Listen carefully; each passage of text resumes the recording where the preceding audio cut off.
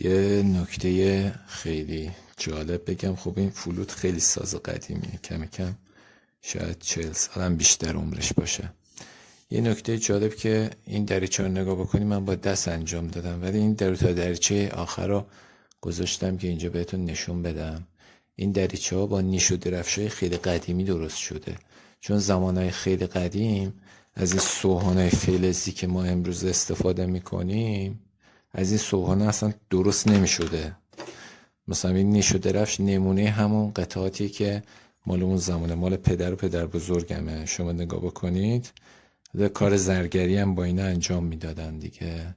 حداقل شاید نزدیک 100 سال عمر ایناست. فقط نگاه بکنید دستساز هم هستن اینا، دستساز هستن اینا، از استیلای آب دیده دستساز اون زمان، چون قدیم سنباده نبود اصلا.